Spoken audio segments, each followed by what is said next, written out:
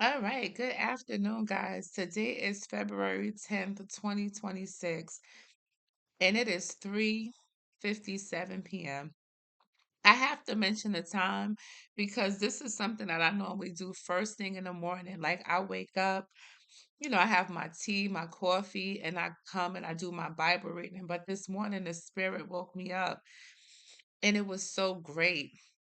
It was just like God was just reminding me about prayers being answered that I forgot about. And so I just didn't want to lose it. And he has just been guiding my day. And I was like, all right, Avon, sit your butt down, do your reading, give him praise, and, keep on praising on your day. So I just wanted to share that. But today we in Exodus chapter 13. We finishing it off and we doing, the 14th chapter. And one of the things I think we ended off with chapter 13, the beginning, was just God making sure that this was something that they did in remembrance of him and that it was something that they shared with their children. I know one of the things when it said, you must explain to your children, I am celebrating what the Lord did for me when I left Egypt. And I had just made a note like the power of your testimony.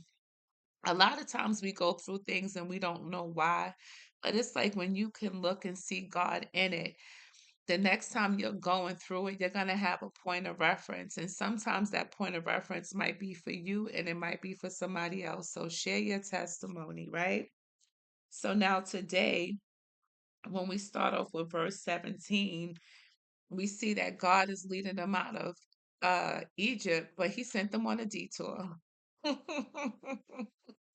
So it's like these people are so victorious, and it's like they are just praising God for how great He is. And they're leaving. Remember, they got all of this stuff like gold, so they're leaving out like with an abundance. And so God put them on this path. But one of the things that I love is that it talked about a pillar. It was a cloud of fire, a cloud or a pillar of fire. Let me say it right. That God had, that He had in front of His people. So as He led them out, He took them on a detour. And then it even went back to the bones of Joseph, because Joseph was the one who brought them all there. But even though Joseph brought them there, he didn't want his bones to remain there. He wanted to go to where God was taking them next. So that was one of the things that Moses was honoring during this time as they were going out into the wilderness to do what it is that they needed to do. So now we get to chapter 14. And so at this time, God is telling Moses, wait a minute, turn back. I need you to camp a certain place because he said, I want to set you up so that you guys look like you got confused and you don't know where you're going, because I'm going to continue to harden Pharaoh's heart. And so it worked, because as soon as Pharaoh and his people saw that they were out there like that, of course, Pharaoh went and got all his mightiest men. Because remember, this man, like everybody else, lost his firstborn, and he's trying to understand how the people who were his slaves have now walked away with all of their possessions. Plus, that was his whole workforce gone. And it's like he probably scratching his head, like, really, what just happened, right? So, of course, he's Pharaoh. He gonna get all his people together. He gonna go after them, right? And so now here we go, though. This is the part that a lot of times, and we gotta remember that we are these people sometimes. Like it's so easy to like look back and read and judge, like, oh, I wouldn't do that. You don't know what you would do, so just stop it. It's a chance you might be guilty of it today. So we're gonna just, live and thank God and move forward, right? But right after they started being chased, the people of Israel, they saw them coming and they cried. They said, why did you bring us out here to die in the wilderness? Weren't there enough graves for us in Egypt? What have you done to us? Why did you make us leave Egypt? Didn't we tell you that this would happen when we were still there? Like they was better off as being slaves in Egypt than a corpse in the wilderness. That says a lot to the mindsets of people, because sometimes like people get so upset, like they're showing somebody something so good and their mind is just stuck in something bad. And I'm gonna just confess a little something myself, because I don't know how many people really watch this. But that's like with sugar. Like I was talking to somebody and it was like, they cut sugar. And I'm like, why? Like this person is in immaculate health. They go to the gym 3 o'clock in the morning. I'm like, why are you cutting sugar? But then the other side of me knows that sugar in 2026 is worse than cocaine. And it's killing people at a much higher rate because it's just so bad for us. So I'm saying, even though we always know better, we not quick to do it and we still fight things. That's just my little personal note, right? Today I'm feeling kind of good. I think it's because I'm later and I'm like up. And God has just been amazing for me today. So you're getting a different version of Avon, right? But now it's like you see Moses went to do what he had been doing. And, he was like, go ahead, don't be afraid. And he said, and this is what I underline because this is chapter 14, verse 13. He said, don't be afraid. Just stand still and watch the Lord rescue you today. Telling you, read this word for yourself. Get into it because everything that God said, it applies all the time because this word is alive. So some people might need a rescue today, and I promise, stand still and watch the Lord rescue you today, right? Because I had to do that. I'm telling you, right? So now it says that when Moses went to the Lord, the Lord said to him, why are you crying out to me? Tell the people, get moving, pick up your staff, raise your hands over the Red Sea, and let's go. Like, God is like, we're not doing that. First of all, we don't have time because I set this up, but I need y'all to move. So we're going to wipe them tears, whatever we got to do, and we got to move.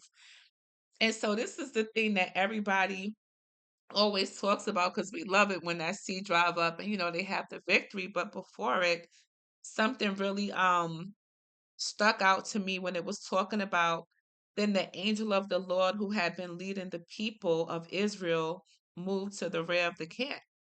So remember we had the cloud or the pillar of fire. So now the pillar of cloud moved from in front of them now to behind them.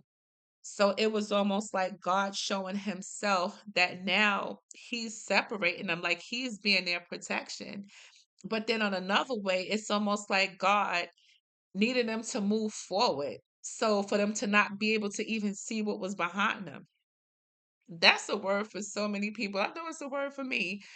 It's like sometimes we can't help but look back. And we know we got another good example coming up in the Bible. But even in our lives, it's like God is moving forward. He's in front of us, waiting for us to come to them. And like, we're walking out a finished work. And so we just got to know that and know that. But sometimes he actually has to get behind you. So you can't see what's back there. That's making you scared to move forward. And I'm going to take that for myself because I know it's for me, right? So it's one of those things that now, Moses found that staff and he raised it. And I just think it's so interesting when the Pharaoh told him, like, he laughed about that staff. And I mean, sometimes you can have something in your hand that could seem so insignificant to somebody else, but God wants to use it to do something so mighty. But I'm just saying, because that was what he had in his hand. And so, he raised it and it was like, as they began to chase them, it said that, the land became dry, the wind came and had it. So they were able to cross over on dry land. So of course the Egyptians is gonna go after them because I'm like, hey, if you're gonna walk on dry land, I'm gonna walk too. But that's not what God had.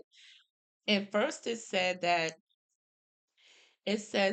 he twisted their chariot wheels, making the chariots difficult to drive.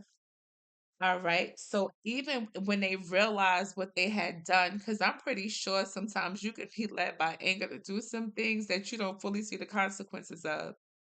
But it was one of those things that once they realized their consequences, it was too late because them chariots that ran into that dry land was not going to get them out.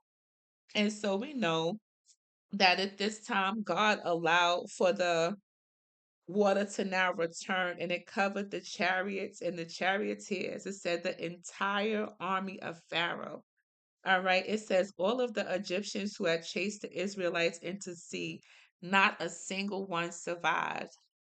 Please don't worry about your enemies or people that you think are doing something with you. It's like just pray for them because I'm like, I know this great God I serve loved them as much as he loved me. So I'm like, I move forward. I look up, not behind, and just learn how to thank God every step of the way. But it said that when the people of Israel saw the mighty power that the Lord had unleashed against the Egyptians, they were filled with awe before him. They put their faith in the Lord and in his servant Moses. So, with this particular reading, we get our devotional. So, y'all know I want to read that to you.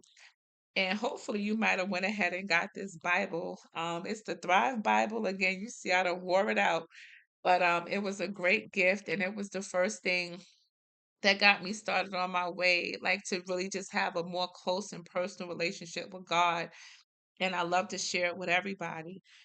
But today, it's coming from Exodus 14, 21, 22. And the love letter from God says, Beloved daughter, I am always with you. There may be times when you think I am not present. The enemy is the master of creating illusions of hopelessness, my love, and he will try to trap you. But when you feel trapped, I will create a way of escape for you. It is when you are starting staring at a dead end that my miracles begin. Just as I parted the sea for my people when Moses led them, I can use supernatural means to show you I am here. Now is not the time to give up on your faith.